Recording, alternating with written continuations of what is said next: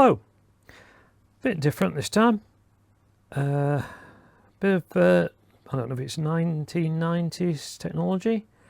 I think the original design for these was somewhat early, these Seiko Kinetics.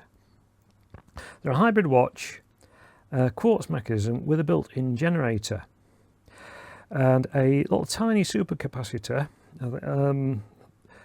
about 1 milliamp hour capacity, I believe it is, something like that. It's a very, very small capacity, but it's enough to run the things when they're not being used for about a week. But if they're not used for long enough without any power generation, they stop working. And this is a later model.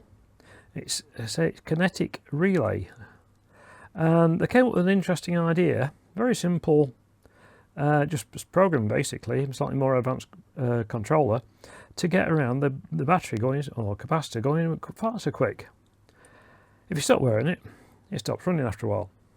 But then, if you can hear the generator working probably, move it for a bit, well, there we go. It remembers the time, it tracks the time continuously, it remembers where it is, and once it senses you wearing it again, the thing starts being moved about, it goes back to the correct time. Now, I don't know if this was actually set before it stopped or not, so I don't know if it's going to be the correct time. Possibly not, the look of it. But you can see the concept easy enough. It will actually wind round to set the time. And, oh yes, it's the right time. Yeah, and then it just carries on ticking. It's very neat, and it means that they can stand being left unused for a lot longer than if the actual drive motors are running continuously. Even when it's not being worn for a long time. So it's a neat idea. Now that's one. I got this as faulty, but it just needed a good long-running pendulum charger to get it going again, and it's been working perfectly ever since. This is another one, also faulty. It's not the relay version, but the differences aren't really in the mechanics so much as the software. And that's the charging system. You can see it's a normal quartz watch has one coil to run the motor, which is a little single-phase stepper motor, which uses an offset magnet, so it always controls the direction. These have the rotating weight as in a purely mechanical automatic watch, but you can just see down there that centre gear, which works with the weight, that's turning a tiny gear. It's just to the right of the bit you can see there.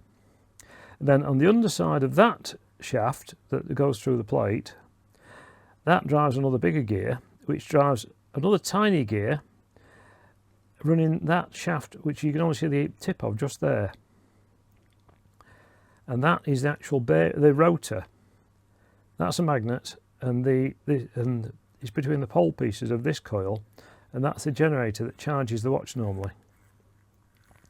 Then that thing that looks like a little battery under there is the supercapacitor, which is either an early type supercapacitor, or the later versions use a lithium hybrid supercapacitor for a slightly higher capacity and better life. That noise there, that's because the generator is being geared up by a phenomenal amount through two stages of gearing. So slight movements mean the generator turns very quickly and produces quite a lot of power just from gradual movements. So enough to keep it topped up or fully charged. Anyway, that's it. A little bit of a novel tech that I thought some people might find interesting. And thanks for watching.